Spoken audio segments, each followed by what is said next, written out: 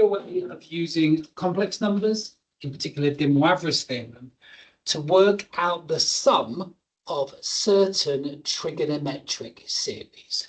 What this precisely means should hopefully become apparent as we go through the lesson.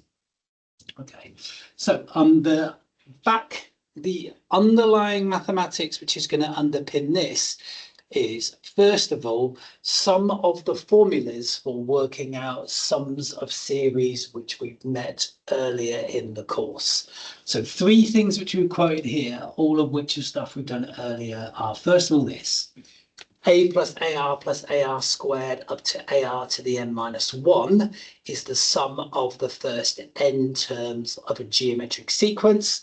The formula for that is a brackets 1 minus r to the n over 1 minus r. Next, a plus AR squared, etc., etc., etc., dot, dot, dot, dot, dot, going on forever. The infinite sum of this series is the sum to infinity of a geometric sequence, which is a over 1 minus r, provided mod r is less than 1.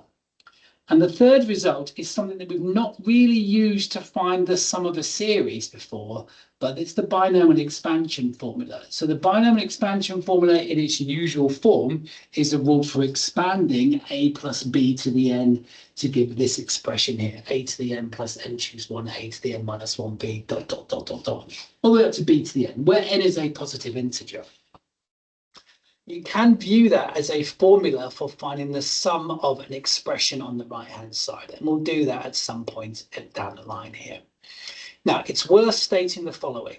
In these expressions here, n is a number of terms in a series. N does need to be a positive integer. But a or b or r could be complex numbers. So, for example, as an introductory example, we'll do much harder ones in a minute. If z was this complex number here, z plus z squared plus z cubed plus z to the 4 plus dot, dot, dot, dot, dot. So that dot, dot, dot means finding the sum to infinity, means going on forever. That can be worked out in the following way. So this is a geometric sequence because to get from one term to the next, you always multiply by z. So it's a geometric sequence in which a, the first term, is z, and also r, the common ratio, is z as well. So consequently, the infinite sum of this series is given by the sum to infinity formula, which is this thing here, which is a over 1 minus r. But a and r are both z. So the sum to infinity of that is z over 1 minus z. And I can rewrite that as a complex number by replacing z with a half plus a half I. Now I'm just going to make a little point here, just 1 second, over 1 minus that, so it's 1 minus a half plus a half I. Please notice that for the sum to infinity to exist for real numbers, you need the modulus of the ratio to be less than 1, which for real numbers means r to be less than minus 1.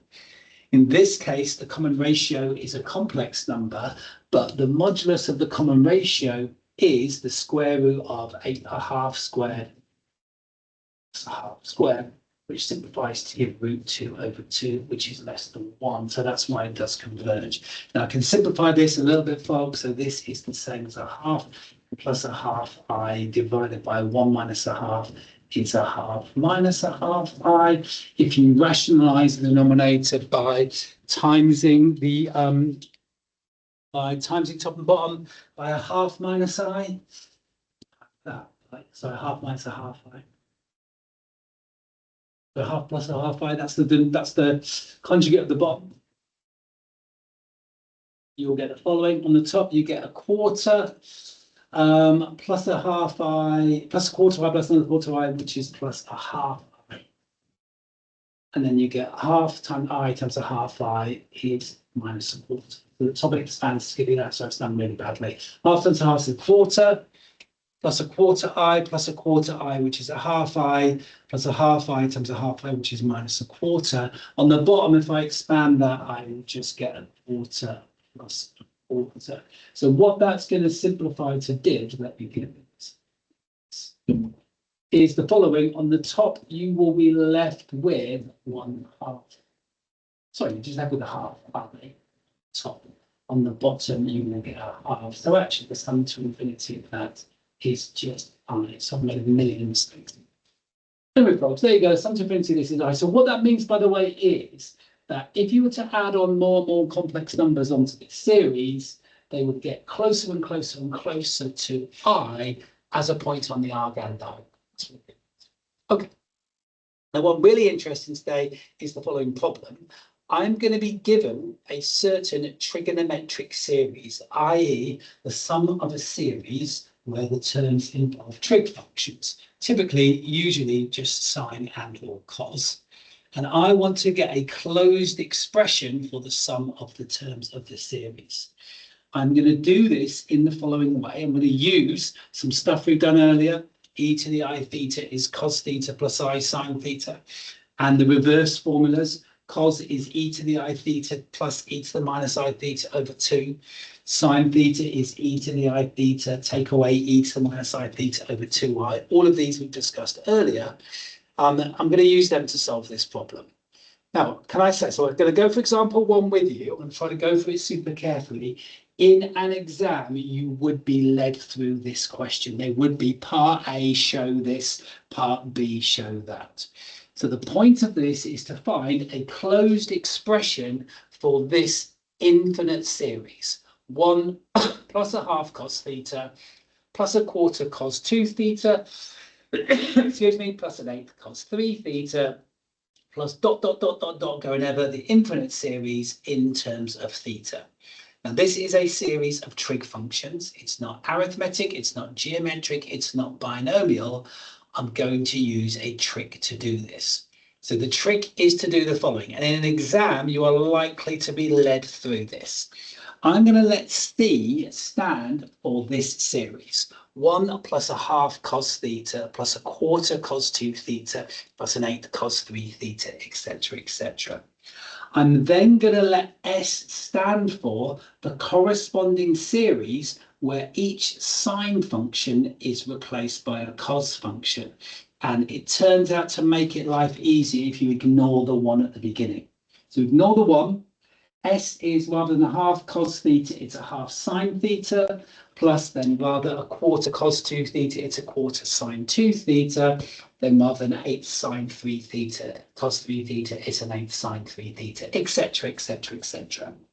And then I'm going to consider the following complex series, which is C plus IS. And my hope is that when I work out what C plus IS is, it will be one of our favorite types of series, either an arithmetic or a geometric or a binomial series. So what is C plus IS? So C plus IS is, by definition, 1 plus a half cos theta plus a quarter cos 2 theta plus an eighth cos 3 theta, dot, dot, dot, dot, dot, plus I into a half sine theta plus a quarter sine 2 theta plus an eighth sine 3 theta plus dot, dot, dot, dot, dot. Now, what I'm going to do with this is the following. I'm going to leave the term 1 by itself in front, and then the other terms, I'm going to collect together the terms involving cos theta and sine theta. And in a minute, I'll collect together the terms involving cos 2 theta and sine 2 theta, and the terms involving cos 3 theta and sine 3 theta. So if we look at the terms involving sine, cos and sine, I've got a half cos theta plus I times a half sine theta. Well, that's the same as a half into cos theta plus I sine theta. So this kind of explains the reason for using C plus IS, because I know cos theta plus I sine theta, in a minute I can write as e to the I theta. If I then look at the terms involving cos 2 theta, I've got a quarter cos 2 theta plus I times a quarter sine 2 theta. This time a quarter is a common factor, so that is 1/4 into cos 2 theta plus I sine 2 theta. If I then look at the terms involving 3 theta, I've got 1/8 cos 3 theta and then I times 1/8 sine 3 theta. Well, that's the same as 1/8 into cos 3 theta plus I sine 3 theta. Plus dot, dot, dot, dot, dot. There's loads of other terms. The next term would be 1/16 into cos 4 theta plus I sine theta. Now, each of these terms can be written in an exponential form. So this is the same as a 1 plus a half times e to the I theta. The next one is a quarter into, well, cos 2 theta plus I sine 2 theta is e to the 2I theta, or e to the I 2 theta. And then the next one is going to be 1/8 cos 3 theta plus I sine 3 theta is e to the 3I theta, etc., etc., etc. And that's an infinite series. Now, what we're supposed to recognize is the following. This we can work out a formula for the sum of because of the following. To get from the first term to the second term, you multiply by a half e to the I theta. To get from the second term to the third term, again, you multiply by a half e to the I theta, because a half times a half gives you a quarter. E to the I theta times e to the I theta, adding the powers is e to the 2I theta. And similarly, to get from the third term to the fourth term, you multiply by a half e to the I theta. So consequently, this is a geometric series. The first term a is equal to 1, and the common ratio is a half e to the I theta. And what we're looking for is the sum to infinity of this. So consequently, c plus is is the sum to infinity of this sequence, which is a, which is 1 over 1 minus r. So 1 minus r is going to give you 1 minus a half e to the I theta. So we've worked out a closed formula for the sum to infinity of this expression. Okay, it's worth bearing in mind that the modulus of the common ratio is a half, because if a complex number is written as a number times e to the I something, the number in front is the modulus. So consequently, a converges because the modulus of the common ratio is less than 1. And I'm just going to simplify this slightly by getting rid of the half on the bottom by timesing the whole of the top and the whole of the top bottom by 2. So this gives you c plus is is 2 over 2 minus e to the power of I theta. So that's great, ladies and gentlemen, boys and girls. So I think if this was an exam question, part A, they would tell you what C was, they would tell you what S was, and part A would be to show that C plus IS is given by this expression here. The problem now is to work out an individual expression for C. And actually, we'll also get an individual expression for S itself. C is the thing that we are looking for. In order to do that, I need to split this expression here into real and imaginary parts, i.e. something which is real plus I times something which is imaginary. I need to split that into those forms, and then C will match up with the real part and S will match up with the imaginary part. And that can be the tricky bit of questions like this. There's more than one way of doing this, but what I'm going to do is rewrite this expression. It's going to be a fraction, and then simplify the division by doing the conjugate of the bottom. And I think this is slightly easier to do if you replace the bottom with the trigonometric form. So this is the same as 2 over 2 minus all of cos theta plus I sine theta. Or if you want, it's 2 minus cos theta minus I sine theta. That's what this expression is. That's replacing e to the I theta with cos plus I sine and timesing through by minus 1. So in order to split this into real and imaginary parts, I'm going to multiply top and bottom by the conjugate of the bottom. This is the real bit of the bottom, 2 minus cos theta. This is the imaginary bit. So I'm going to times top and bottom by 2 minus cos theta plus I sine theta. And I will do that on the top as well. So the reason for this is wanting to split it into real and imaginary parts to get formulas for C and S. So what that's going to give me for C plus IS is the following. On the top, I'm just going to do 2 times 2 minus cos theta. Well, that's okay. That's 4 minus 2 cos theta. Plus 2 times I sine theta. Well, that is 2I sine theta is what you get on the top. On the bottom, if you multiply the bottom together, this is what you're going to get. I'm going to times that by that to give me 2 minus cos theta all squared. then I'm going to get 2 minus cos theta times plus I sine theta, and 2 minus cos theta times minus I sine theta. Those terms will cancel out.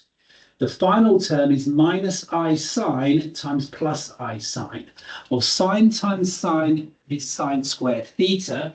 In front would be minus I squared, which is minus 1, which is plus. So that's what we get on the bottom of that. And actually the bottom can be simplified further by doing a bit of trig identity work. If you just expand the bottom, you will get 4 minus 2 cos theta plus 2I sine theta all over. On the bottom, 2 minus cos all squared is 4 minus 4 cos theta plus cos squared plus sine squared. Now, well, that's nice because we know that cos squared plus sine squared is 1. So on the bottom, what that gives me is that C plus IS is 4 minus 2 cos theta plus 2I sine theta, all divided by cos squared plus sine squared is 1. Add the 1 onto the 4, and you will get 5 minus 4 cos theta. So we're nearly there, folks. All I need to do now is to split this into real and imaginary parts, which I can do quite easily because the only I is here. So I'm going to split around that plus. I'm going to split this into 2 separate fractions. The first one is 4 minus 2 cos theta divided by 5 minus cos theta. And the second one is I times 2 sine theta, all divided by 5 minus 4 cos theta. That's just splitting the top into 2 terms, splitting it to 2 fractions, and taking out a factor of I. So consequently, C must be the same as that. So here is my formula for C. 4 minus 2 cos theta divided by 5 minus 4 cos theta. And it wasn't requested, but we can also write down an expression for S by looking at the imaginary parts. S is 2 sine theta divided by 5 minus 4 cos theta. So I can go through what I was doing here, folks. I say in an exam, these are difficult questions. They're going to give you a little bit of help. They're going to lead you through it to some extent. I'm trying to find an expression for this function here involving cos.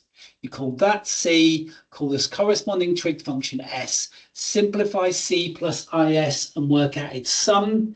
It's likely to either be a geometric or a binomial series, and then split that into real and imaginary parts.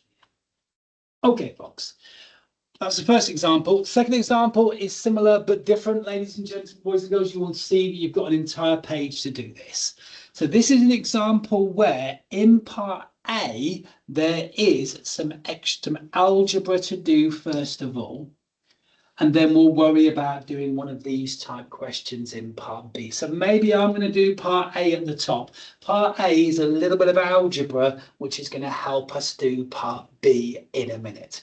So it says, show that 1 plus e to the I theta is 2 e to the I theta over 2 times cos theta over 2. So I'm just going to prove this at the top. And I'm going to prove this by taking the right-hand side and rewriting the cos term in terms of exponentials. So the right-hand side is 2 e to the I theta over 2 multiplied by cos theta over 2. Well, cos theta is e to the I theta plus e to the minus I theta all divided by 2. That's what cos theta is.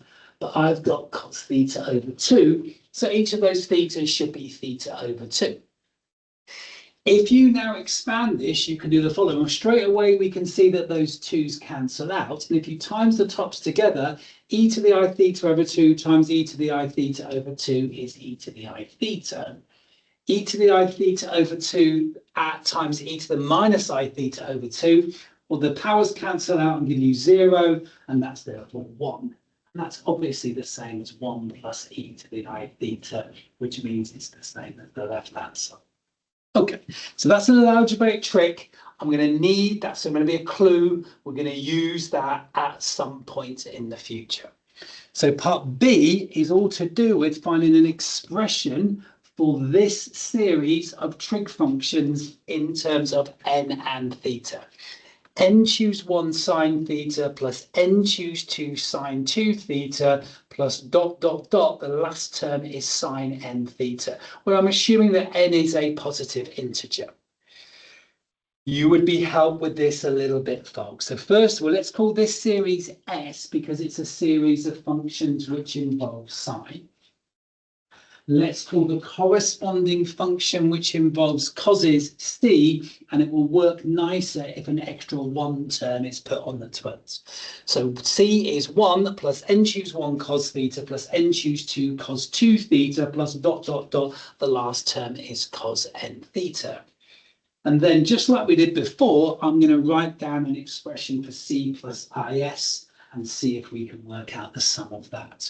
So C plus IS is going to be 1 plus n choose 1 cos theta plus n choose 2 cos 2 theta plus up to cos n theta plus I times, first term is n choose 1 sine theta plus n choose 2 sine 2 theta plus all the way up to sine n theta.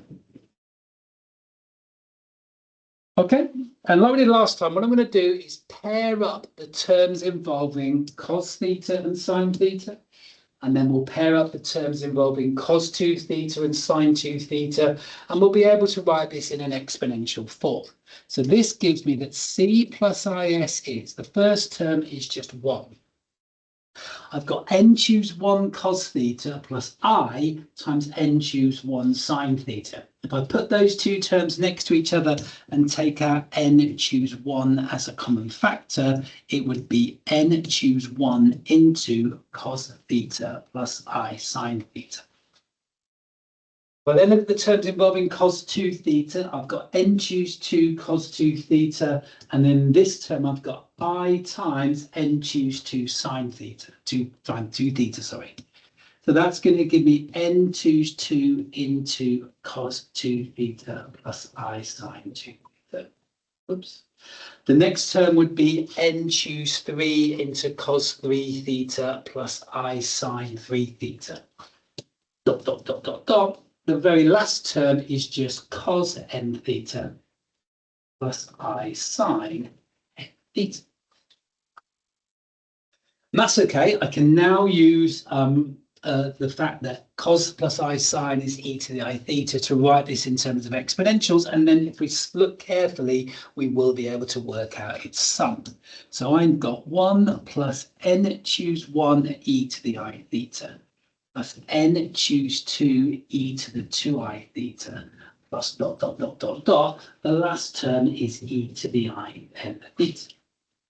And I want to get a closed formula for the sum of this. Now, guys, this is not straightforward, but the fact that it's got NCRs in it might make you think this has got something to do with binomial expansions.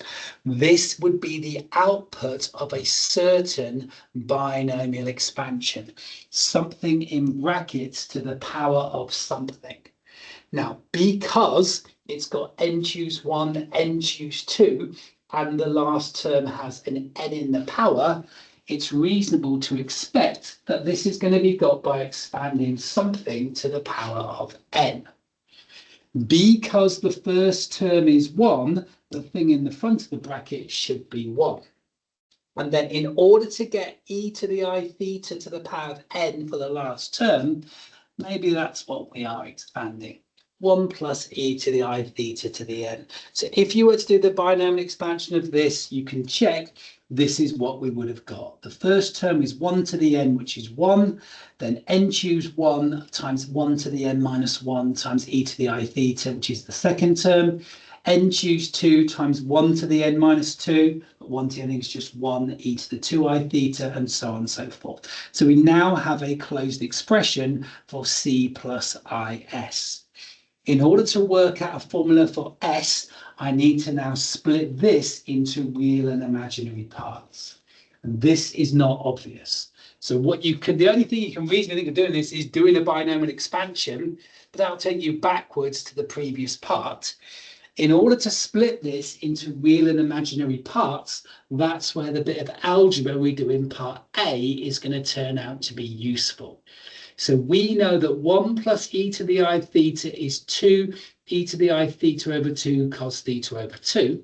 So consequently, I can say that c to the is is, in brackets, 2 e to the I theta over 2 times, I'm not sure I'll get this right, it's cos theta over 2, is it not? Yes, cos theta over 2. All to the power of n. Now, lovely students, this is okay because it's just 3 things multiplied together and then raised to the power of n. So to simplify this, you can just do the first term to the n times the second to the n times the third to the n.